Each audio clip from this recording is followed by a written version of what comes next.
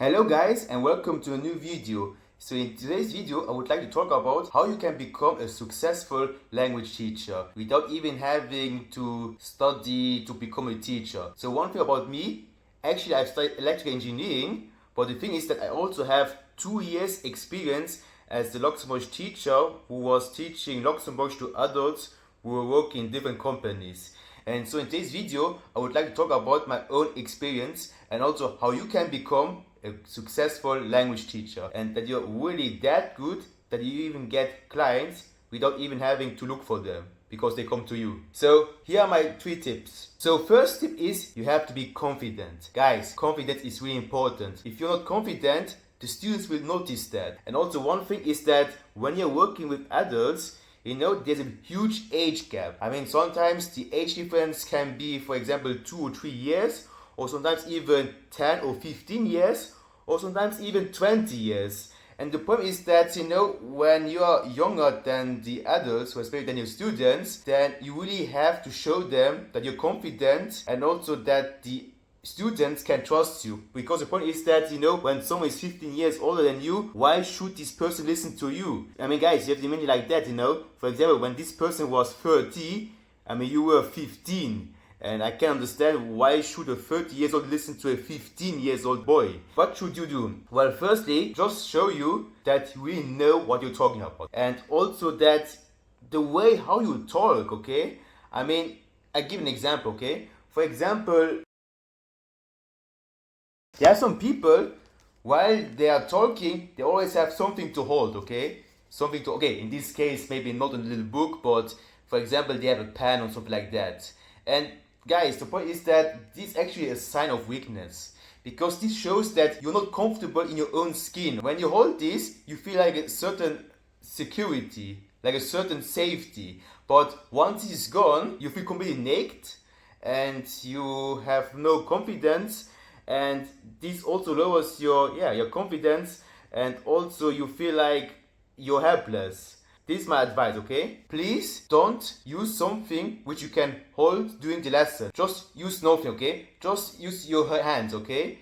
Because the thing is, if you have nothing to hold, then you show them also that you're really completely fine in your own skin, okay? That's quite important. Which brings me to the next point, is that please, when you have a lesson on place, for example, you're in a company or you're in a classroom, please do not stand like this, like this all the time.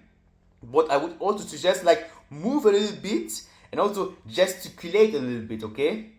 When they explain something, and also show them that you really enjoy what you're doing. And the thing is also that you have to animate the lesson, okay? I mean, if you like this, hello, today we're going to do this, this, and this, in a monotonous voice, then of course for the students it's really difficult to listen to you. So walk a little bit, gesticulate, and also change sometimes also your voice. Hello guys, so today we are going to talk about topic A. So I want to say that hello guys, so today we're going to talk about topic A. So the thing is that also one important thing which also shows confidence is also that you have to accept that you don't know everything. I mean, of course, you're the teacher, so actually you're also the master in that subject. But the thing is, there are always some things you do not understand, okay? So small things. And the thing is that, I mean, what I've really noticed by so many people is that when they don't know anything, instead of admitting they don't know it, they are really trying to find some little ways, or they start panicking, or they start asking, for example, some other people. So they feel like you have to know everything. And guys, this is the opposite of confidence. You have to be confident that you don't know everything, okay? Of course, also in my case, when I first started giving Luxembourgish lessons, of course, there were moments I didn't know the answer, and I accepted. I even admitted that, I don't know it, but I will look after that. It's okay if you don't know the answer, but look after the lesson, okay? I will say like this, okay? If there's only some small things, that's okay. But if it's no bigger things, then that's quite different. And in this case, you should not become a teacher at all. Don't try to know everything, but also accept that you're not the perfectionist, okay? You don't know everything. Sometimes there will be things you don't know the answer yet, but you will look for it. So confident does not only mean you're successful, it also means that you also handle with failure, okay, with minor failure. And also another thing about confidence is also that you have to accept that not every student is going to like you. You know, during my 2 years working as a language teacher, I've got 2 negative feedbacks. So one was that, this person didn't really like my teaching style. So in this case, I mean, this is also quite important, okay? Not everyone is going to like your teaching style, which is completely okay. You know, there are some people, they don't like the way how you teach. So in this case, what should you do? Well, actually, you should do nothing. The thing is only that the student has to change the lesson, the class, and has to look for another teacher.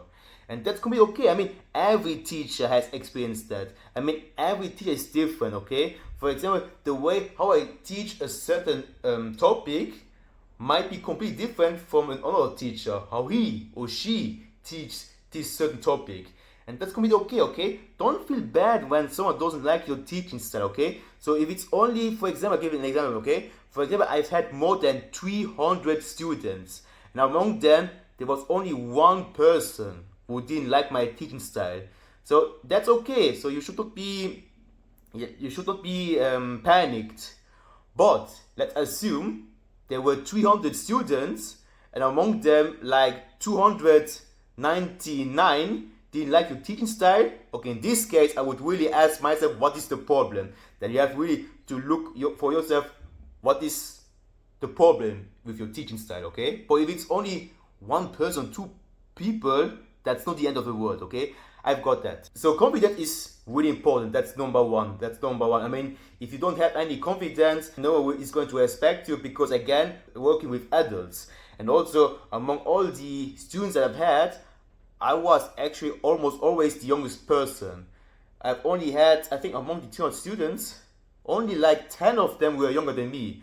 And even though the age gap was not that big, it was like 1 or 3 years age difference. So not really that big. You have to show that you know what you're doing, okay? And also, especially, you also have to show them that you have self-respect, also confident, that you also respect yourself. Because if you don't respect yourself, people, they will take advantage of you, okay? I just want to tell you that adults, you know, everyone thinks that adults, they are nice people, you know, they obey, not like they are not really as bad as teenagers. Well, I tell you one thing, okay? So it's not my own experience, but I've known some people who had some problems with adults, because the adults, they could see that this person has no confidence, no self-respect, so they also took advantage of that and hoping like they could pass some exams, something like that, okay? Adults, sometimes they can be manipulative, I would say, okay? Okay, the second thing is interactivity. In order to learn a language, the traditional way actually never works. Like learning grammar, learning so many words by heart. I mean, first of all, guys, I mean, it hurts the brain.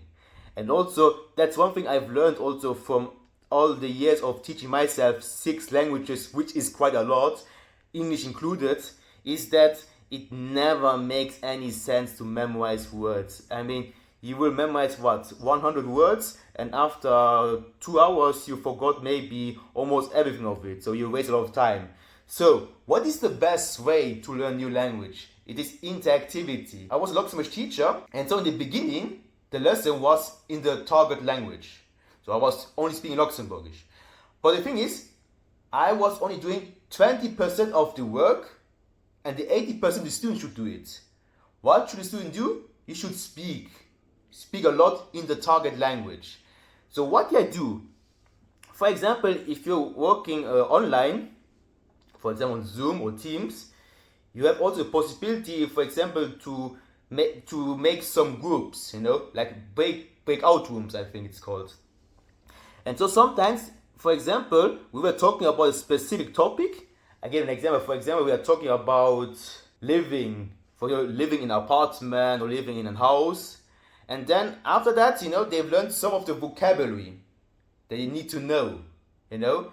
And then after that, for example, if you have a group of, I would say like 10 people, then make like 5 groups, each group 2 people, and then you should talk about their own experience living, where do they live, something like that, okay? And one thing really important about interactivity is that they have to speak in a target language. That was my work experience. So, make the groups, but also go and check if they also speak the target language. That was the biggest problem at my work. I've got people who all spoke a common language. In my case, it was French. So of course, for them it was easier, to switch to French. But you have to make sure that they really speak Luxembourg, because again, companies, they pay me, to teach them Luxembourgish. And if they all pass the exam, but at the end they don't speak really well Luxembourgish, who gets the problem? Well, it's me.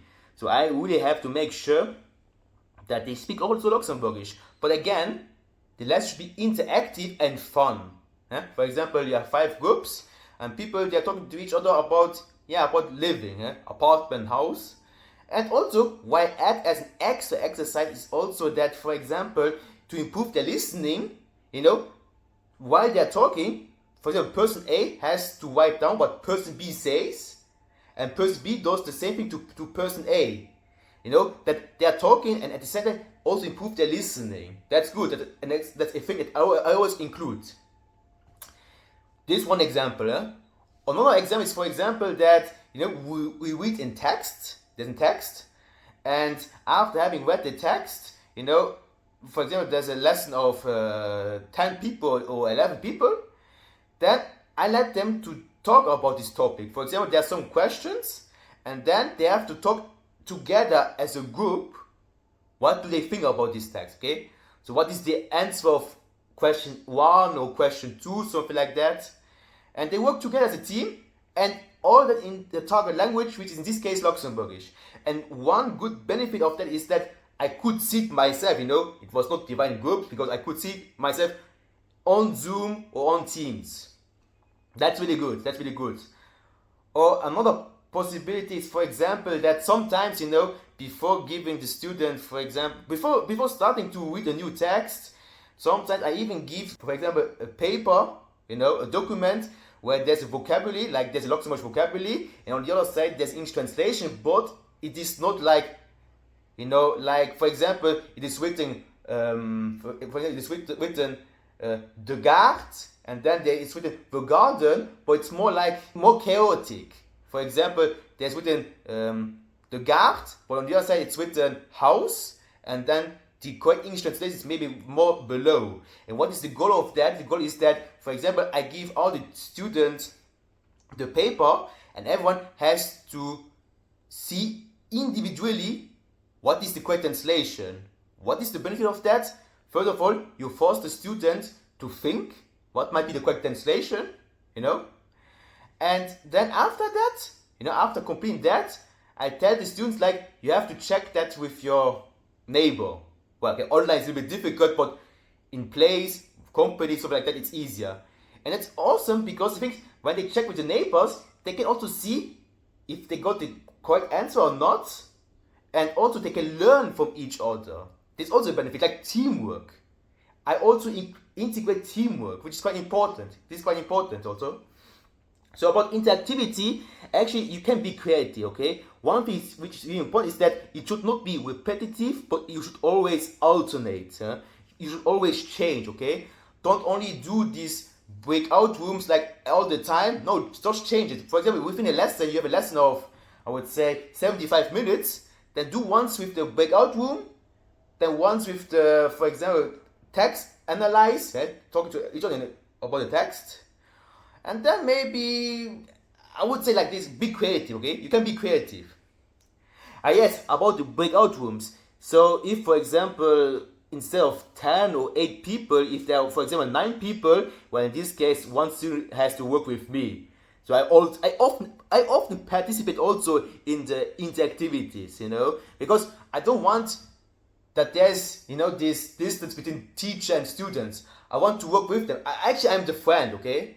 So in my lesson, in my work, I've never been there has never been a hierarchy that I'm the best one of everyone. No, I've always worked with students together, and we were like friends, okay? It's more like friendship, friends. This is quite important, okay? because I've never seen myself like something better, never. And quite important, you should let the students speak a lot, okay? And also let them make mistakes. They will make mistakes, that's okay. The goal is communication and not perfection. That's quite important, okay? Let them fail, it's okay. And also I talk to them in Luxembourgish, in the target language, and sometimes depending on the level, I slow down my speed, something like that. I will not talk about how I teach someone Luxembourgish in the A1 level, because otherwise the video would be too long, but I can make it if you're interested. Just make it fun, interactivity. It should be interactive and no traditional way, okay? And please guys, don't try to become like you're the boss in the class, okay? We are all equal, okay? Yeah. So interactivity is quite important. And also one good thing is also that, returning to the vocabulary, every time before I did a listening exercise, I gave them a paper, and then they have to look for themselves what is the correct combination. And the thing is, depending on the level, in the first level, I mean A1, A2, there's translation, but if you're more advanced, then instead of getting the direct translation, there's an explanation in the target language, okay? I give an example. For example, there is the supermarket, and then instead of the English translation, maybe it's written like, it is a place where you can buy foods, where you can buy water, and something like that, So that the student has also to think, to understand what is written there.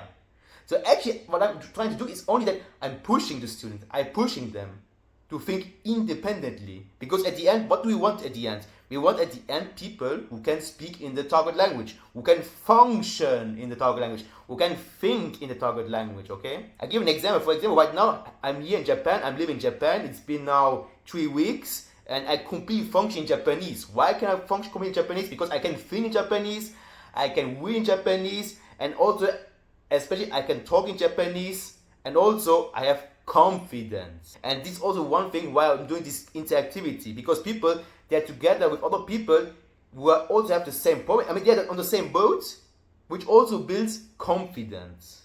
We need people who are confident enough to produce the target language. Which brings me also to the last point, is that you have to be fair as a teacher. And by fair I mean like those who really are serious about learning Luxembourgish, they will pass. And those who do not take it seriously, they will fail. And guys, one thing is really important, this is business, okay? This is pure business. Empathy has no place there. There were some people, they have families and other important things, but the point is that they didn't really take it seriously, the whole Luxembourgish thing. And again, the students that I had, I mean, many of them, it was not much more like they want to learn Luxembourgish, it was much more like they had to learn Luxembourgish. But if they really do not make the effort to do it, sorry, I cannot help you. And I mean, if you really care about your family or other things, then you would take my lessons really seriously. Yeah, I've had, over 300 students, and from among these students, only 5 people failed. Yeah, there were 5 people who failed, and to be honest, I do not regret it at all, because they deserved it. They really deserved it, I'm not there to give you any presents. I mean, there were some friends who asked me like if I weren't afraid if someone might assault me for failing these people. I told them no, I'm not afraid, because I'm fair. I'm completely fair. And by fair, I also mean that also in the exam, I will only ask what we've seen in the class. There will not be something new, okay? Which is really, really important to be a good teacher. Be fair, and also just focus what you did during the lessons. Treat everyone equally, and by equal I mean like if someone do not take it seriously, then let them fail, okay? Then he or she will learn for next time. And those who are really serious, they will get good points from me. For example, at the end, before moving to Japan, I have to say that almost everyone was really good. Like many people, they scored at my exams like, I mean, the maximum points are 100, and they scored like 90 or 95. And this really makes me happy, because this also reflects my ability, my good ability to work as a teacher. So yeah, it's really important. I mean, you have to be fair. You're not there you're not there to give them a present, okay? I mean, that's business. There's no place for empathy. Excuse me to say that, but if you are empathetic and you often give people a chance, believe me, many people will take advantage of you, and then maybe it will also be talked around like, yeah, go to this teacher, you will get any points without even doing anything. And this also lowers your credibility as a teacher, because then people might start to think that you're not serious, huh? Because again, many companies, they pay a lot, huh, for these lessons, and so my job is really to give them, to make sure that the people can speak really the target language, huh? Yeah, again, I can understand learning language is really difficult, but it's possible. Right now I'm here in Japan. I function complete in Japanese. I did all the paperwork in Japanese, And the thing is that this is something what my students should also achieve, to function in a target language. Yeah. So about me, yeah, I can say I function completely in Japanese. I'm living my life completely in Japanese. The thing is, I'm even confident enough to speak Japanese. And there's also one thing I would like to say, that's only the end, okay, that's the end, is that, man, speaking a foreign language really is a confidence boost. For example, people ask me like, aren't you a little bit afraid of going to Japan completely alone? I told them, no, I'm not afraid, because I'm confident enough. I can do that. Yeah, it's been 3 weeks. I'm staying here for 1 year. But I don't even, I even forgot how it was to live in Luxembourg. I forgot it. I've normalized everything. I've made also job interview was in Japanese.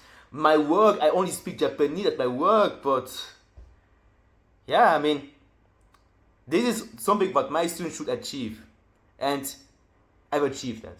I've achieved that goal. That many people can at the end speak Luxembourgish. Yeah, and that's something I'm really proud of. Over 200 people. Yeah, I've achieved that many of these people can really have their job here in Luxembourg, and yeah, that they are also able to understand what people are saying and also to function in their job. And that's how you can become a successful teacher. But one thing is really important, is that you can only be successful if you keep getting more classes. With one lesson, you will learn nothing. You need at least, I would say, 50 lessons so that you know that you keep improving, okay?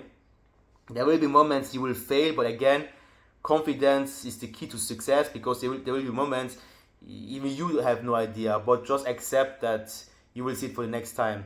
Yeah. And so this is my own experience, and I can tell you one thing, guys. This is crazy. I've got so many clients, so many students by doing nothing.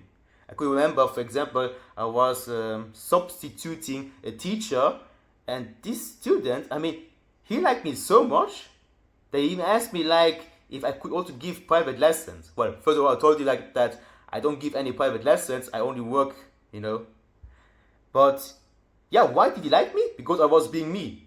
Just by being me. That's crazy. It wasn't the first time. There was also another class I could remember. I was also the replacement teacher, and they liked me so much for being me that they even asked the receptionist if I can also become their teacher. And this is awesome. People like me for being me.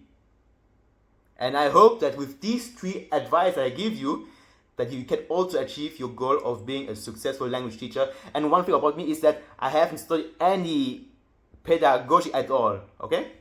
But you can achieve that. I believe in you guys.